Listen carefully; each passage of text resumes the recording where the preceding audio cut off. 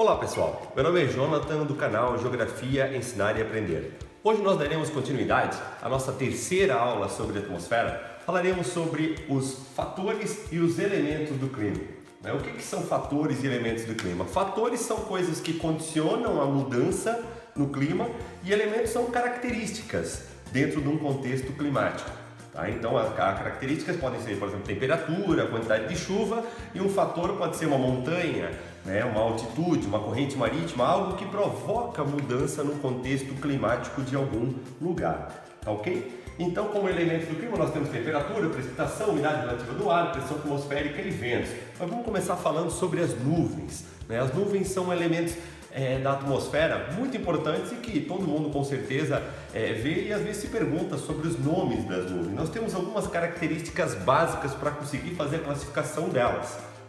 Eu tenho um resumo aqui onde eu coloco nimbo como sendo uma nuvem de chuva, cúmulo, uma nuvem gordinha, uma nuvem mais rechonchuda, e estrato, uma nuvem que lembra um tapete, que lembra uma coisa mais achatada.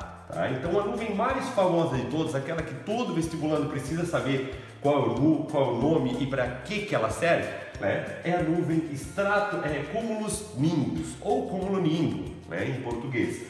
Então aqui a gente tem ela representada como uma nuvem que pode chegar até 8 km de altura. Aquela nuvem que numa tarde de verão vai escurecer a cidade, vai ficar tudo acinzentado e que vai dar aquela grande pancada de chuva, que vai vir ou aquele pingo grosso de chuva ou vai até mesmo cair granizo. A nuvem cúmulus nimbus ela tem vários tipos de tamanho diferentes, mas ela pode chegar a ser uma grande nuvem de tempestade. É uma nuvem com uma cor mais acinzentada em função da sua densidade. Ali eu falo nuvem de chuva, nimbo é uma nuvem de chuva. Por quê? Porque elas são mais escurecidas, tá? Então cúmulo, gordinha, uma nuvem mais arredondada. Então aqui a gente tem, por exemplo, a nuvem cúmulo normal, isso aqui a gente vê bastante na atmosfera no nosso dia a dia, uma nuvem mais branquinha. Se um avião passa ali dentro, por exemplo, ele não necessariamente vai ter grandes problemas. Os aviões costumam ter sensores para identificar a densidade real das nuvens, E a nuvem do tipo nimbo estrato é aquela nuvem de uma pancada isolada, por exemplo, uma nuvem mais achatada que pode fazer esporadicamente chover num bairro da cidade e no outro nem acaba chovendo, Então não podemos esquecer da cúmulus nimbus, a grande responsável pelas tempestades aí que a gente tem pelo mundo é a cúmulus nimbus. Vamos começar a falar agora sobre precipitação. O que é precipitação? Quando o retorno do vapor da água atmosférica no estado líquido ou sólido retorna à superfície da Terra. Então a umidade vai evaporar, vai formar nuvens e essa nuvem pode criar uma condição de condensação e fazer chover. São três os tipos de chuva que são possíveis. A primeira delas que eu vou mencionar é a chuva orográfica ou chuva de relevo. Imagina a nuvem, ela vai nascer preferencialmente dentro do mar ou em cima de uma floresta e ela vai se deslocar em direção a uma serra, como por exemplo no Brasil a Serra do Mar, e dela faz com que chova mais na encosta dessa serra e no litoral dessa serra. É o que acontece no litoral do Paraná, onde que a gente tem a Serra do Mar ali abruptamente em cima do mar, e onde que a gente tem, por exemplo, a Baixada Santista, onde que a gente tem uma grande evaporação do mar, que vai encontrar logo ali a menos de 50 quilômetros de distância da linha de praia, a cidade de São Paulo, por exemplo, que está lá em cima da serra, conhecida como a Terra da Garoa, em função das chuvas orográficas ou de relevo. As chuvas convectivas já são chuvas decorrentes de uma grande evaporação local. Então a gente costuma dizer que a chuva convectiva é a famosa chuva de verão também, porque ela tem uma grande evaporação local, vai para o céu, se desloca para cima da cidade e acaba gerando uma altíssima precipitação. No caso da Amazônia, por exemplo, predominantemente nós temos as chuvas convectivas, onde que nós temos uma grande evaporação local que forma grandes nuvens diariamente em cima dela. No final da tarde elas acabam condensando e acabam provocando chuva. Chuvas frontais. Essas chuvas ocorrem em decorrência do encontro de massas de ar distintas. Imagina que a gente está numa situação de calor, de umidade normal, de qualquer época do ano, num clima tropical, e aí a gente vai ter a chegada de uma massa de ar polar. A massa de ar polar ela vai vir normalmente com características secas e frias, né? Podendo adquirir umidade no caminho em que elas percorrem, né? Se essa nuvem fria, né? Se essa massa de ar frio se encontra com ar quente, é como você ligar uma máquina de vapor dentro de uma câmara fria. Vai gerar uma certa turbulência, vai gerar a saída, a condensação do material úmido dentro daquele ambiente. Tá? Então a chuva frontal ocorre do encontro de massas de ar diferentes, muito comuns, né, no inverno do sul do Brasil, do sudeste do Brasil, que aconteçam as chuvas frontais. Se pegar como referência a região do Vale do Itajaí, que é a região que eu moro, né, a gente sofre muito fortemente a influência das 3 formas de chuva, por isso que é uma região que dificilmente fica sem chuvas ao longo de qualquer período do ano, chove bastante durante qualquer período do ano.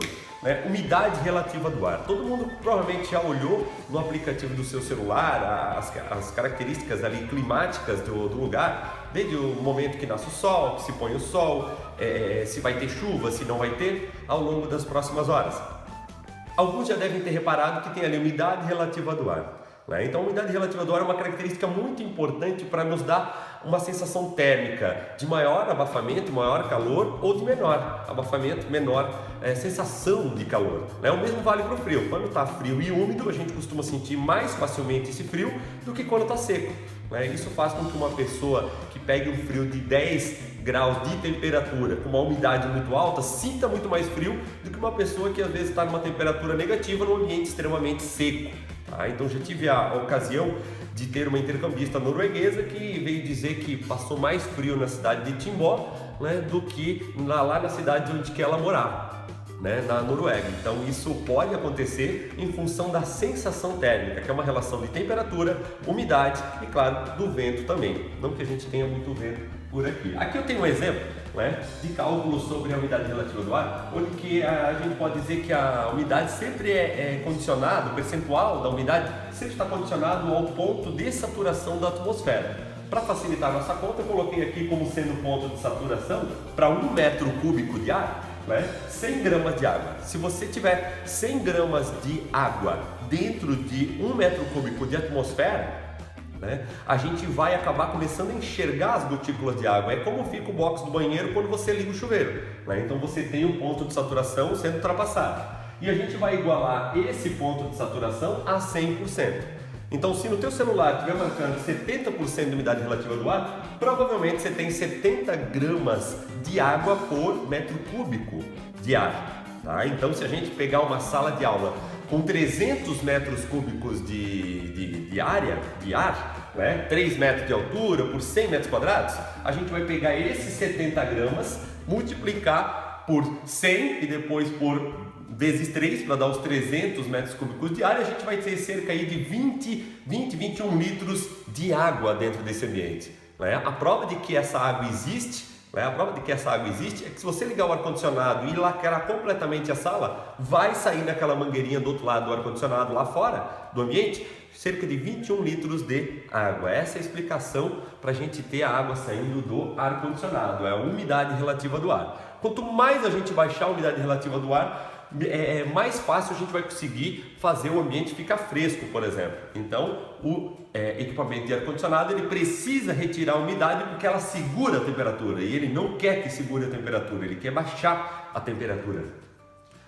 Próxima característica, pressão atmosférica. Então, a pressão atmosférica, de uma forma bem simplificada, a gente pode dizer que se refere à quantidade de atmosfera que tem sobre nossas cabeças. Se você tiver muita atmosfera sobre a sua cabeça, né, você vai ter uma pressão maior da atmosfera sobre a sua cabeça. Se você estiver no topo de uma área, de uma montanha, né, a chance de você ter uma pressão menor sobre a sua cabeça, porque a atmosfera pesa menos, né, acaba sendo maior a chance de ter uma pressão menor. Então, muito cuidado para não fazer a confusão que eventualmente eu posso acabar fazendo aqui. Uma coisa bem interessante com relação à pressão atmosférica, é com relação até, a gente pode perceber as recomendações médicas com relação a pessoas que têm pressão alta ou pressão baixa.